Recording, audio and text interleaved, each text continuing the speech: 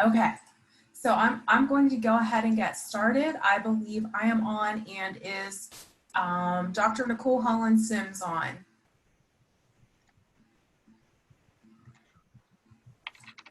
Yes, she is. Let me make her Okay. co-host. All right, thank you. So as we get started, again, everyone, I sincerely apologize that there have been some technical delays there was an issue with the Zoom account. So we're going to jump right into things. My name is Erica Kaurudar. I am an educational consultant here at Patton Harrisburg. I'm really excited to see all of you today. And the good news is, if we miss a little bit of this morning, the next session, although you don't have to attend them both, I put them all on one PowerPoint, and the resources will all go well together with either session as we think about supporting students looking at trauma-informed practices. So there is a Padlet, and we'll put that link in the chat here in a minute. If you go to and type into your web browser, bit.ly/ and then all caps SSDVE trauma, you will be able to access the Padlet and all of the materials. So as my co-hosts are joining, they will add that into the chat, and I'll display it up here. Okay. So just welcome everyone. I know that this has been, can someone please take care of admitting people from the waiting room? Thank you.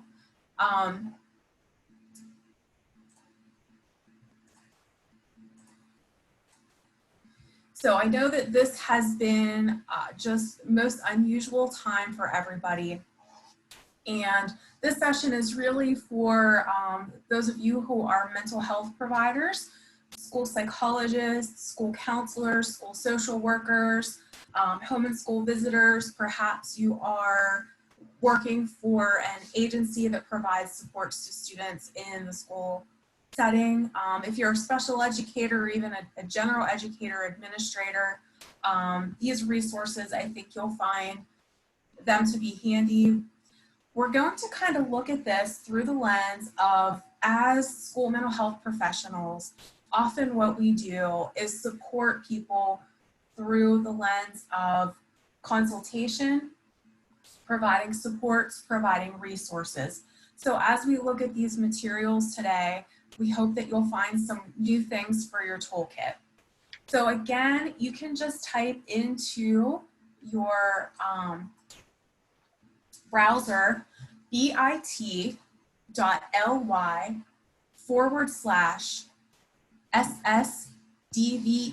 trauma. Now leave that up for a second, and that should take you to the Padlet. We tested that link a little bit earlier.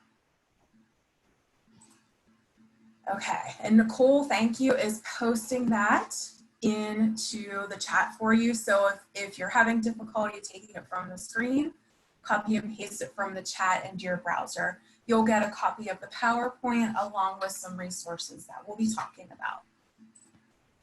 So just a quick description in this session: school psychologists and other school mental health professionals will have the opportunity to explore ways you can support teachers and other educators with establishing trauma-informed instructional environments in virtual settings. So we're going to highlight a few foundational pieces, as well as positive relationships and predictability. Those are going to be some key practices necessary for supporting students. So an acknowledgement here. Last summer, a few of us from the Patton team got trained from Midwest PBIS Network on trauma-informed practices. And it was a multi-day training. If we did the full training of everything, it would be about 7 full days of professional development. Little did we know last July that we would be in the middle of a pandemic 1 year later. And so we've made some adaptations and taken a few key highlights out of these materials to maybe make some considerations for adapting them for virtual environments. So if you want to visit Midwest PBIS, they have a lot of great resources on there, midwestpbis.org. And again, we don't have all the answers, but we hope to give you a few new resources from the field and some ideas to think through as students. Schools are in different positions. Some are going full face-to-face, some are doing hybrid models, some are doing all distance and virtual learning, and some may have to make adjustments as conditions change. So we're gonna kind of think about these across all settings, but we're really gonna focus on thinking about how we might apply them in virtual settings. So just a few reminders about our jobs in education. As helpers, you know, we really want to support youth and staff mental health. It's really everyone's job. We want to help support everybody. It's important to remember we're always on the edge of misunderstanding a student's behavior. Every interaction matters. And we don't know, you know, think about ourselves. I'm sure how many people are working from home today with uncertain times. We may have some different behaviors right now, and understanding not only students, but our colleagues, having some grace with one another is really important. So every interaction matters. We want to consider, you know, dealing with students' primary pain without inflicting secondary pain through punitive or controlling reactions. We're all kind of stressed right now. We want to make sure that we aren't imposing even more stress on our students. So I mentioned this a little bit at the beginning.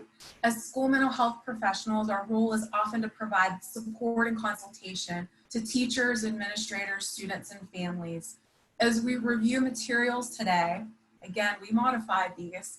Let's think about how we can use them to support others in applying trauma-informed approaches to our virtual environments. So real quick, and I know many of you are very familiar with the definitions of trauma and have some training in this. Our hope is to give you some tips and resources that you can utilize, you know, as you start back to the school year. Quick definition: trauma occurs when a child experiences an intense event that threatens or causes harm to his or her emotional and physical well-being. So what are we really talking about? Some extreme or chronic stress that overwhelms a person's ability to cope and can result in feeling vulnerable, helpless, and afraid. It could be one event or a series of events. It might be something that a student either witnessed or experienced directly. It's subjective, but we know it can interfere with relationships, and we're going to talk a little bit about relationships this morning and in our next section as well. Self-regulation, fundamental beliefs about oneself, others, and one's place in the world. It's important. Not every child is going to experience, you know, the disruption in school, the effects of the pandemic the same. So we don't get to decide what's stressful or traumatic for someone else. Some kids may be relatively unaffected, some may be extremely affected. So everyone responds to stress differently. So a few of the things that we are incorporating, you'll find this on the Padlet, out of the University of Connecticut. So there's a really nice simple strategies brief that came out from the University of Connecticut. And at the beginning of this session and next session, we'll kind of top it off with a new resource for your toolkits. It's loaded up there for you. But Dr. Sandy Shafoulias and her team at the University of Connecticut did some really nice simple strategies briefs that are things that we can do to kind of help with some of those universal approaches that we want to take. You know, we really want to start the school year with some universal approaches with the assumption that everyone maybe has experienced some type of trauma, but there's a lot of positive things that we can do. So you'll find this responding to COVID-19, simple strategies to help foster that emotionally safe school environment. There's just a quote there, but kind of the main point is through that multi-tiered system of supports, we can really provide that structure for identifying and supporting needs across tiers of intensity. One of the other resources you'll find loaded on the Padlet for you if you weren't able to join us back in June, on June 23rd, we had Dr. Dana Milakovic and Dr. Jason Peterson, both school psychologists, present on number one, the research and best practices in trauma and addressing trauma, and then number two, a school's reopening plan to address trauma. So you'll see the link to the June 23rd session, but you can watch the video and the links to the handouts are there as well. Just some exemplars for you. So again, we really want, trauma is not something we do in addition to everything else. We really infuse that with our multi-tiered system of supports. So we really want to work on promoting safe and engaging environment, whether that be in person, whether that be face-to-face in school, whether that be a hybrid model. We really want to incorporate preventive and individual strategies for those who may be at risk. And then we want to be able to provide intensive and individualized intervention for that small population of students who may really need those high intensity supports. So we hope you'll check that out. So, like I said, we made some modifications to this. We're going to check out regulation in the virtual classroom. So we're gonna do a little activity here. I know we have a ton of people on, so it's almost 300 people. So thinking about self-regulation, that's the ability to manage your emotions and behavior in accordance with the demands of the situation. It includes being able to resist highly emotional reactions to upsetting stimuli, to be able to calm yourself when you get upset and adjust to a change in expectations, and to handle frustration without an outburst. So how many of you, I know there's a lot of people, feel free to share in the chat, is that something that's easy to do? That can be difficult. And when we think about our students with disabilities, this can really impact them. They can have some significant difficulty with this. So as we think about what happens when we are dysregulated, so we might have a student who is missing some of those skills. We need to be able to support them to develop those skills and provide them with safe and engaging environments. But we might see a student with some behaviors, they're impulsive, acting out, maybe not cooperating. And so the teacher might feel attacked or disrespected. We'll talk a little bit about fight, flight, or freeze. They accept the challenge. Student accepts that challenge from the hostile adult. There's increased rage. Teacher feels more threatened, and it's a continuous cycle. And that's something as mental health professionals, we are trained in de-escalation, and we can help assist with those things. So we want to be able to help a student to self-regulate, and as well as adults and colleagues, we need to be able to be regulated first. So just take a minute to read this quote.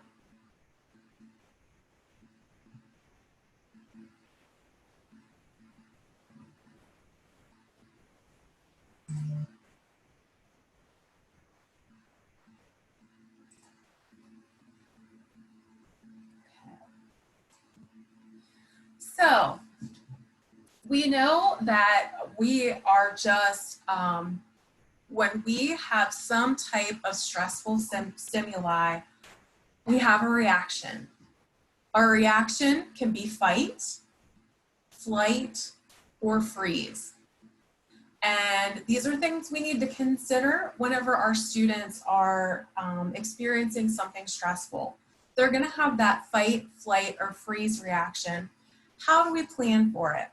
So I want you to take a second and think about when something stressful happens to you, and you can share this in the chat, what is your natural reaction?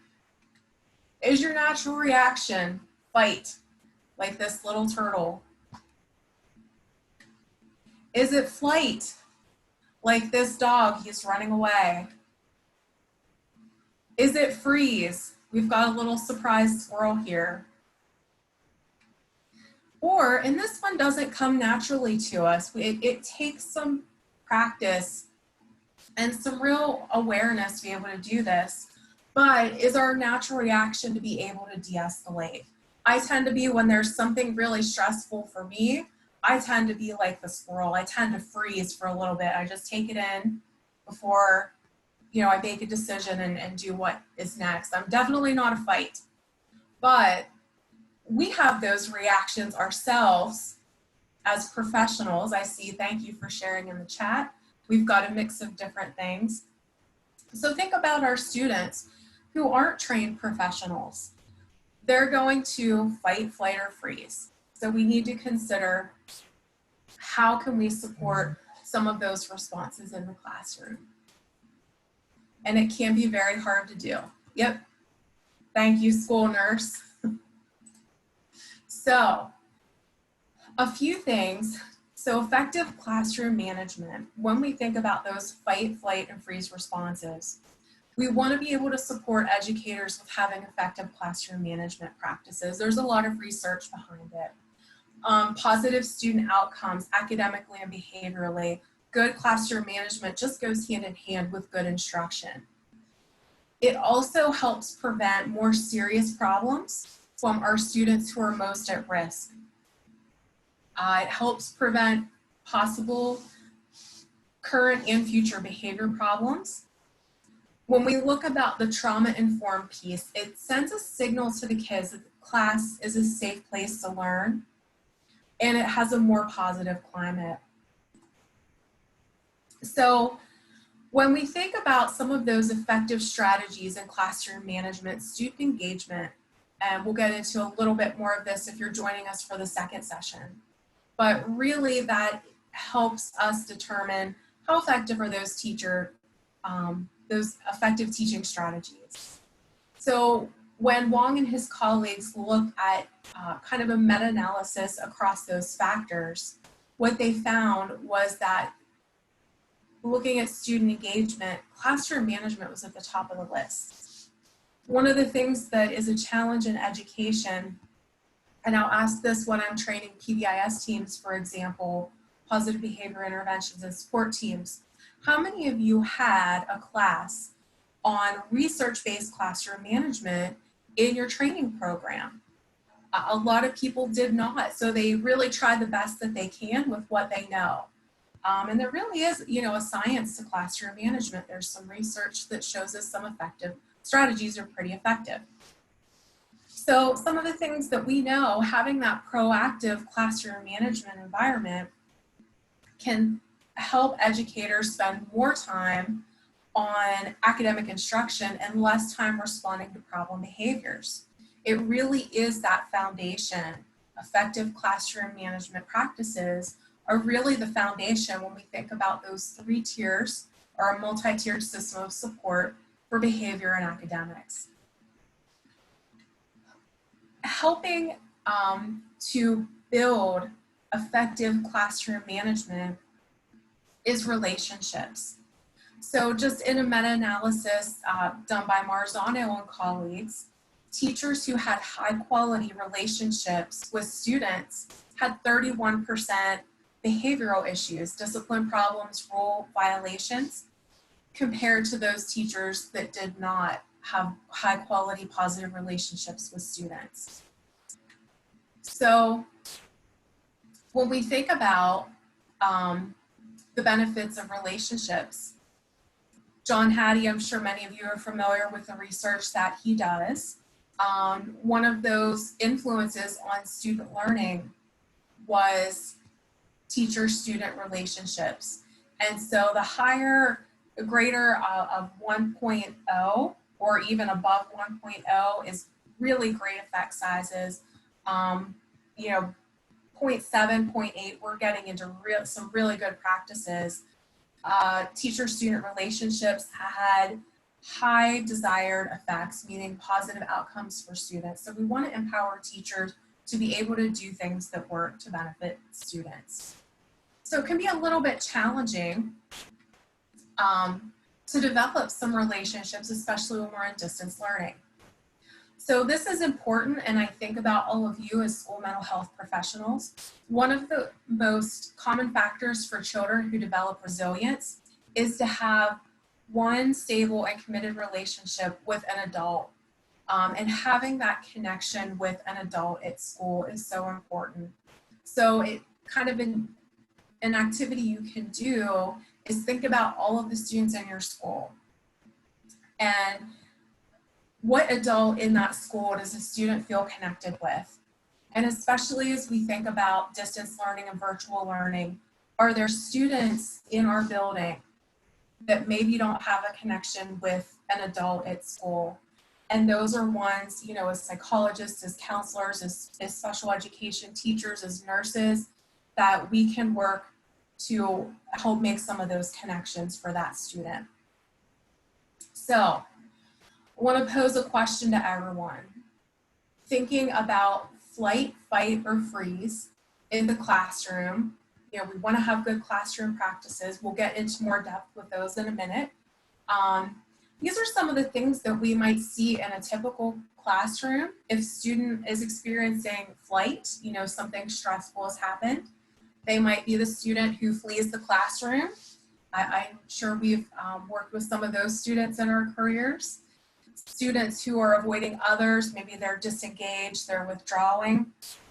Fight is usually pretty easy to recognize. Those might be the students who are acting out, maybe they're arguing, exhibiting defiance, yelling. And our students who maybe experience freeze, they refuse to answer, you know, they're quiet, they just kind of feel unable to move or act. My question is, and let's post some of these in the chat box. I know we've got a lot of people, but we'll try and do our best to get a few captured here.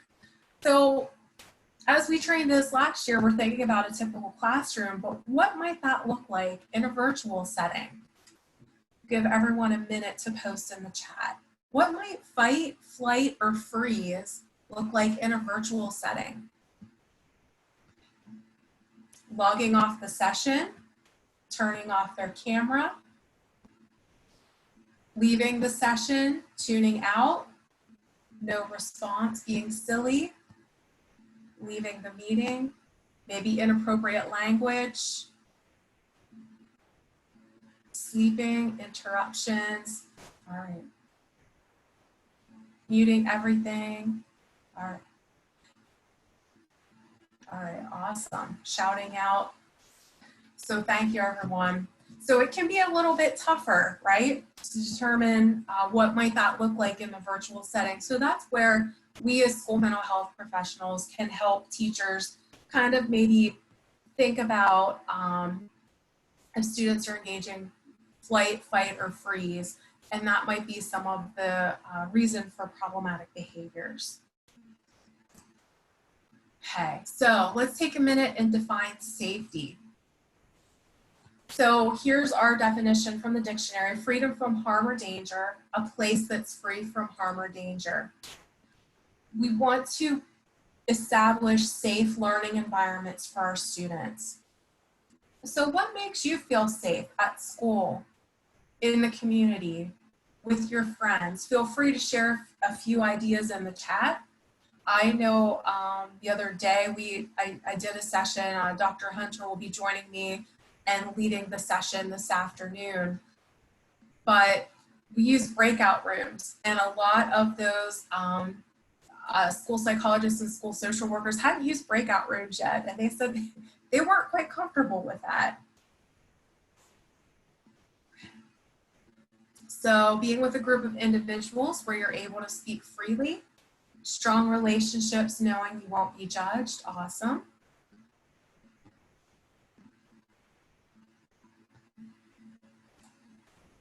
So we need to think about what will help people and students feel safe and have predictable relationships, especially in virtual learning times. So we're going to, and again, as I said, this could be a full, all of the trauma trainings could be like a full 7 days. We picked out a few highlights. Talk a little bit about the physical environment that is different for virtual learning. We're going to talk about you know, relationships, as well as creating some predictability for our students as well as our staff. And we've got a lot of new behaviors to learn. This afternoon, or our next session, sorry, We'll talk about encouraging appropriate behavior and engagement and opportunities to respond. So we're going to get into a few strategies for the practice. And I'm checking my time. Okay, 11:37. All right, good. So, we want to, how many of you, if you are in a PBIS school, feel free to share out in the chat. Some of you may work in schools that implement school-wide positive behavior interventions and supports. One of the things that is important is that expectations are defined early in the year, and they're based on those school-wide expectations. So whether you are a classroom teacher, you're a specialist, you're an administrator, you're a student, you're a school nurse, you work in the cafeteria, you know what those school-wide expectations are. We have to make sure they're positively stated. And this is something, if you don't work in a PBIS school, you can support teachers with their classroom expectations. Make sure that they're stated in a way that shows what we want students to do rather than what you don't. We want them to say things like, use the, raise your hand on Zoom versus don't interrupt. We want to show them what to do instead. They should be easy to remember, posted so everyone can see them. And for our littler friends, we want to have some visual aids with those. The other important part is that we've got to teach those. They have to serve some type of function, and we want them to be observable and measurable. So the rationale why this might be a trauma-informed practice is that dependable system of rules and procedures provides structure. It helps students to engage with instructional tasks. When we have things that are stressful and we might get that fight, flight, or freeze response, when students know what to expect, and that's just part of the way of doing business, that kind of helps eliminate some of that anxiety. So we want to teach those at the beginning of the year. We want to reinforce them consistently across time. And as we do so, that helps to engage academic achievement and task. All right, and I see a few people. Yes, all right. Awesome, glad to see some of you are on the PBIS teams. So again, we want to clearly state expectations and support them. It also kind of helps lend to a teacher's credibility. They're also extremely helpful for subs. So students can really thrive from established expectations. How many of us have had some anxious days not knowing what to expect, or if your Zoom link doesn't work in the morning, especially these past few months? So we really do thrive from knowing what the expectations are. We feel more safe and confident to move forward. It also kind of sends a message when we show the students are capable and worthy. It helps differentiate what roles have purpose versus unpredictable roles. We often think of PBIS being for the students, but really PBIS helps to create predictable adult behaviors. And that's so important for our students who have experienced trauma. So it really helps establish that sense of security. So we'll show you an example here in a minute of a well-designed teaching matrix adapted for virtual settings. So we have kind of those expectations. Routine support regulation, we'll talk about why that's important, and can help students develop those important social emotional competencies. When teachers are consistent expectations from class to class, it results in a predictable environment for students, helps them to stay in that state of calm. We think back to those pictures, that bear, chill out, I got this. We're not the little turtle who's ready to fight. We're not that squirrel who just freezes. We're not running away. We want to be able to establish that equilibrium and be in a state of calm. So this one, I did put on your Padlet for you. Minnesota PBIS has really put out some good distance learning resources.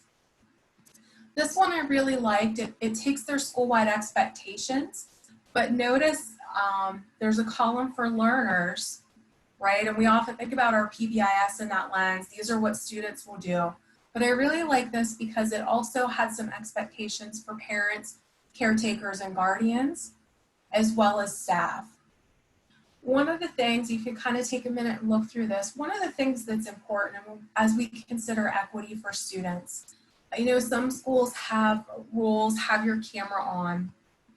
Some students may not be comfortable with their background, you know, and think about some of us at home. Sometimes my cat will wander into the screen, right?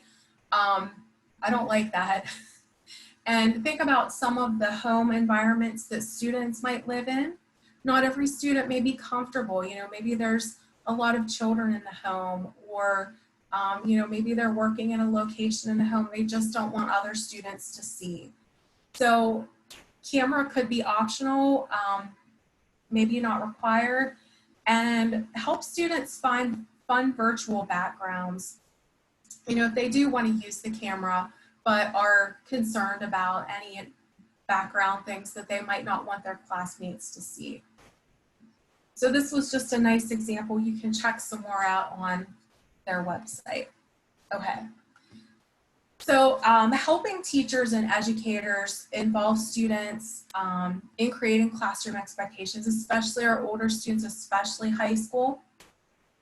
Giving student voice is so important. It's not enough to just teach the expectations, or it's not enough to just develop them, but we've got to teach them, show them examples and some non-examples. We want to give frequent feedback when the student follows the expectations. And we want to be sure that the families and others are aware. So that example I showed, I really like, it showed, you know, the school expectations, family and students, so everyone knew their role. Okay. And okay, so a few more examples. We want to have clearly stated, non-examples tend to be vague. So when we break out those expectations, we really want to be clear so that we could see what it looks like. Again, you know, we want it to be measurable. So, you know, email your teacher when you have questions, considering things like what's that mode of communication? How do we turn in completed assignments? I have a note here. Think about parents who are working. I have a cousin who is a nurse, and she is really busy right now. One of her responsibilities is infection control. So you can imagine her job's quite busy. So when her children went to virtual learning last year, she was working long hours, and it was hard for her to come home in the evening. Her husband travels during the week to help the kids get their work done.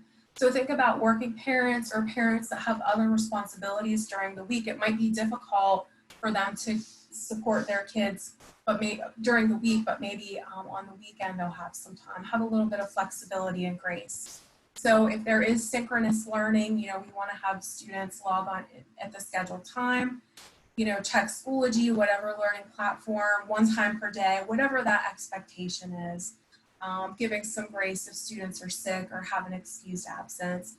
And we all have Wi-Fi issues. I've had it happen to me. It's happened in our offices where the Wi-Fi goes down. We have to have a little bit of grace for that. Some non-examples, you know, things like be a good citizen. What does that look like? Pay attention. What does that look like? Do your best. What does that look like? These are a little bit more vague, and so they're open to interpretation. So we really want to help kids know what that looks like, especially our kids who have experienced trauma. What might that look like in a virtual setting? So we've got to be able to teach some skills, thinking about expanding skills, how it's not enough to just post them, but what might that look like? And so as we think about teaching skills on virtual learning platforms or during distance learning, short videos can be quite helpful. I saw one snippet where students' attention kind of drops off, as do adults, when your video is really, really long. But there's some neat apps you could use, like a screencast-o-matic that shows how to log in, you know, what buttons to click, or, you know, Zoom behavior for those of you using Zoom. I know there's a ton of platforms. We use Zoom very frequently. But we really want to connect those school-wide expectations to what that looks like in our virtual learning environments, in our classrooms, and thinking about those transitions as well. Oops, sorry. All right. And I'm having a little bit of technical issue. So let's take a minute in the chat. And I know I went through a little bit more quickly. I was stressed about the time. Let's take a minute in the chat and share some ideas about how you might teach some skills to students virtually. Has anyone done some things? Okay, modeling.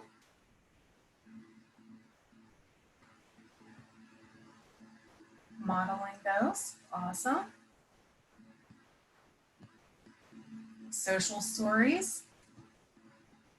Role playing. I can tell I have a lot of special educators, school counselors, okay, small groups and Zooms.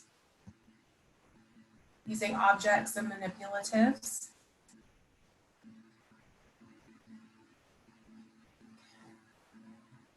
Scenario videos, Zooming. I'm also on the math team. One of the things we're thinking about is how can we leverage Zoom to do some math intervention and help model that to parents. Okay, showing examples, even videos. A lot of videos. 7-minute YouTube videos teaching mindfulness practices last spring. That's awesome. Rehearsal and reinforcement. Student slides, excellent. Action song videos, I like that. If you guys have any cool links to videos, please, that you've created maybe, please feel free to share those with your colleagues in the chat. I'm going to keep moving on here. Student projects, okay, I like that. Oops. All right, so another thing that's really important for our students who've experienced some trauma, having that predictable environment, predictability is so important, is having daily agendas, schedules of activities posted in a consistent area. So as we think about that in the virtual environment, where is a consistent place? Is there one learning management system that students log into? Or is there a morning meeting? Or is there a place on a website? It's going to be different. I know everywhere has, you know, different systems and different technology available. Where might we be able to post that consistently so that students can see, knowing what's coming next? We think about that fight, flight, or freeze response. Knowing what's coming next is so important to help students be able to regulate and get to that state of calm. Having kind of a consistent daily entry task is to be able to, you know, maybe do like a warm up or something fun that's posted on the screen, on the chat every period to maximize engagement. Having some visual time and visual timers and advanced notice. There's some apps on there you can access. So, you know, giving students warning. Let's take 2 more minutes on this and then we'll transition to, we were using breakout rooms yesterday in our RTI for SLD series, and the school teams got to kind of meet with their own team in a separate breakout room. And on Zoom, it kind of has like a prefixed, okay, the breakout room will be closing in 30 seconds or 1 minute, whatever it might be. And so some of the team members said, you know what, the next time we have some team time, could you give us a little bit more warning? Even us as adults, we appreciate that. You know, can you give us like a 5-minute warning so we can wrap up? That's really important. So another thing that's really helpful, I don't know, and please feel free to share it in the chat, is to have a common attention signal. So in a physical school setting, that might be something like pairing a visual with your hand up So students can see, and then you give the cue, everyone give me 5. I need your attention, please. But thinking, how might we establish a common attention signal on somewhere like synchronous learning, through a virtual environment? Okay, we've had some time, everyone's kind of working or talking now, let's all get back together. But when there's that common attention signal, students who have experienced trauma, that helps them, again, feel like the environment's predictable. They know at this time we need to have attention. Okay, so I'm going to take a few things from the chat, and then I'm just going to go out to the Padlet. Okay, so let's look at some things. Journaling. Flipgrid, yes. Oh, that's brain pop. Visual cue transitions and schedules, picture schedules. I like this as a support staff. I provide color-coded schedules so students weren't overwhelmed. Very cool. Thank you for sharing that, Adam. We'll have to check that out. Picture schedules for students. Yes, and for our students, especially students who are non-readers and haven't learned to read yet, pairing those pictures with the activities for the day is really helpful. So I'm going to kind of click out here and just go to the Padlet as we get ready to close out this session before we transition to the next. Okay, so I just want to take a chance. Sorry, got a little flustered at the beginning and wanted to give a chance to help you explore. Can everybody see the Padlet? Fingers crossed. Okay, so in the first column, you'll be able to see the handout. A resource that goes along with this that you could use as you support teachers to help build some effective classroom management practices. And again, you might have to make some modifications to this for virtual, but to be able to support teachers, kind of go through and look about, do we have some trauma-informed classroom management practices in place? And this is something I would use not in an evaluative role, but just, hey, I can come in and kind of help you with some of this. So you can see some of those things that we've talked about, define and teach, active supervision. In our next session, if you're joining for that at 12:15, we'll get into some apps for reinforcement, acknowledgement. So you can kind of see, and it really is the comprehensive picture of all the things we would cover in this if we were doing a full training. And then here's a nice crosswalk tool that goes with it. So how are these classroom practices trauma informed? How is it trauma informed to define, teach, acknowledge roles and expectations and routines? So it's a nice tool if you're having a conversation with a teacher, who's concerned that maybe they have some students in their class that have trauma. These are why these practices can be helpful. That's a resource for your toolkit. I mentioned the Yukon tools, so you're able to click on those right here. This talks about, I know we've had a lot of questions about assessment. We're not even getting into those in these brief sessions, but this is a really nice synopsis from some of the leaders in the field, talking about some screenings, talking about approaches. And so that's in the Padlet for you. And this is the simple strategies. I really, really like this resource.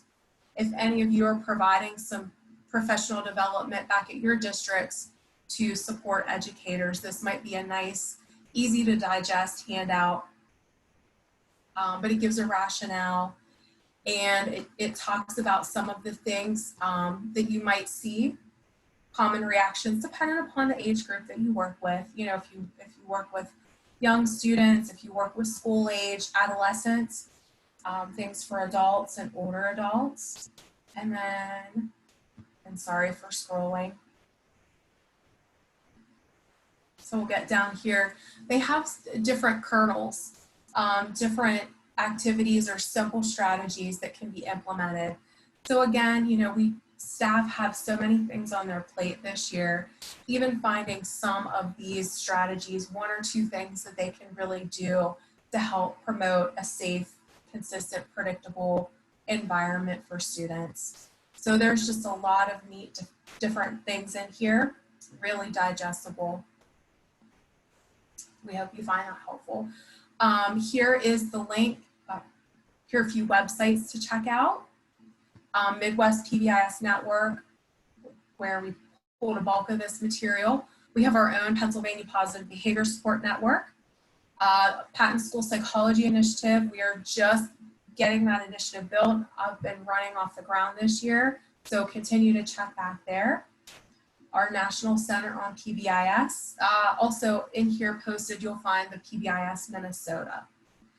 And then this column here will link you out, and you can see the webinar, the recorded webinar. You can see the plan from Dr. Peterson's district, and then Dr. Dana Milakovic from Department of Education on some of those schools.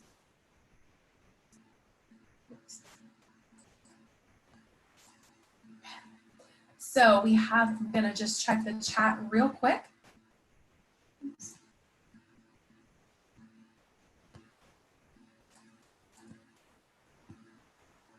Okay.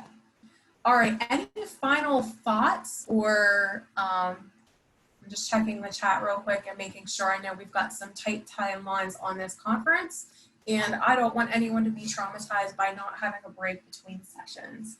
So any final thoughts?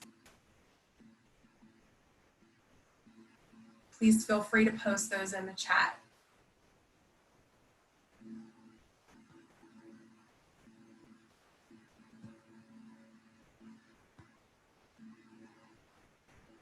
Okay, how to save the Padlet. So you can take that bit.ly link and just kind of put it in your little star and your little bookmarks.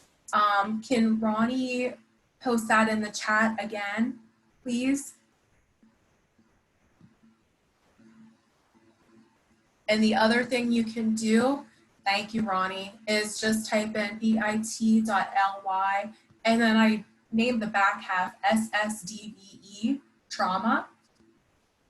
And it will be the same Padlet if you're coming back to the session at 12:15. The PowerPoint, I just put it all in one file. So if you miss the beginning or you only come to the afternoon, and I'll get ready to close this out here. It is about 12 o'clock. All right, so thank you. You have a 15-minute break. So engage in some self-care, and we hope you enjoy your 12 o'clock session. All right.